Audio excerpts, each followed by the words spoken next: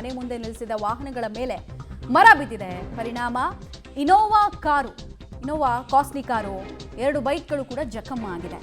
ಬೆಂಗಳೂರಿನ ಬಸವನಗುಡಿಯಲ್ಲಿ ಆಗಿರುವಂತಹ ಘಟನೆ. ಬಸವನಗುಡಿ, ಜಯನಗರ ಇವೆಲ್ಲವೂ ಕೂಡ ತುಂಬಾ ಪ್ಲಾನ್ಡ್ ಸಿಟಿ ಅಂತ ಹೇಳ್ತಿದ್ರು. ಈಗ ಯಾವುದು ಪ್ಲಾನ್ಡ್ ಆಗಿ ಉಳಿದಿಲ್ಲ ಅನ್ನೋದಕ್ಕೆ ಉದಾಹರಣೆಯಾಗಿ ಕಾಣಿಸ್ತಾ ಇದೆ. ಇನೋವಾ ಕಾರು, ಒಂದು ಕಾರಿನ ಬೆಲೆ ಏನಿಲ್ಲ ಅಂದ್ರೂ ಬೇಸ್ ಮಾಡಲೇನೆ ನಿಮಗೆ 25ರಿಂದ 30 ಲಕ್ಷ ಇದೆ. ನೋಡಿ, ಆ ಕಾರಿನ ಮೇಲೆ ಮರದ ಕೊಂಬೆಗಳು ಬಿದ್ದಿರೋದು, ಕಾರು ಜಖಂ ಆಗಿರುವಂತಹ ದೃಶ್ಯ ಮತ್ತು 2 ವೀಲರ್ಸ್ ಮೇಲೂ ಕೂಡ ಮರದ ಕೊಂಬೆಗಳು ಬಿದ್ದಿದ್ದಾವೆ.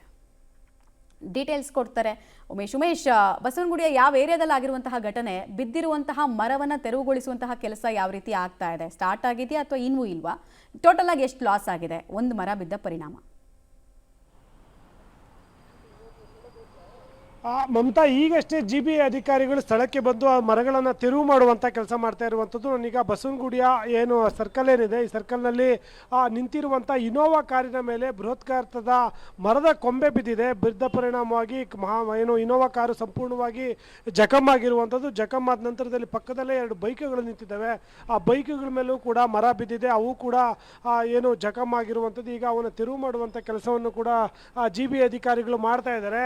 ಈ ದೊಡ್ಡ ಗಾತ್ರದ ಮರ ಏನು ಪಕ್ಕದ ಮರಕ್ಕೆ ಬೀಳುತ್ತೆ, ಪಕ್ಕದ ಮರದಲ್ಲಿದ್ದಂಥ ಎಲ್ಲ ದೊಡ್ಡ ಗಾತ್ರದ ಕೊಂಬೆಗಳೆಲ್ಲ ಕೂಡ ಇನ್ನು ರಸ್ತೆ ಮುಂಭಾಗಕ್ಕೆ ನಿಮಗೆ ರಸ್ತೆ ಕಾಣ್ತಾ ಇದೆ, ರಸ್ತೆಗೆ ಬಿದ್ದಿರುವಂಥದ್ದು. ರಸ್ತೆಯಲ್ಲಿ ಯಾವುದೇ ರೀತಿಯ ವಾಹನಗಳು ಓಡಾಟಕ್ಕೂ ಕೂಡ ಅವಕಾಶ ಸಾಧ್ಯವಾಗಿಲ್ಲ. ಅಷ್ಟರ ಮಟ್ಟಿಗೆ ಇದು ರಸ್ತೆಗೆ ಮರಗಳು ಬಿದ್ದಿರುವಂಥದ್ದು. ಅದೃಷ್ಟವಶಾತ್ ಇಲ್ಲಿ ಜಿಮ್ ಕೂಡ ಇರುವಂಥದ್ದು. ಇಲ್ಲಿ ಸಾಕಷ್ಟು ನೆನ್ನೆ ಮಳೆ ಬಂದಂಥ ಸಂದರ್ಭದಲ್ಲಿ ಹೆಚ್ಚು ವಾಹನಗಳು ನಿಲ್ಲಿಸಿದ್ರು, ತುಂಬ ಜನ ಬರ್ತಾ ಇದ್ರು ಕೂಡ.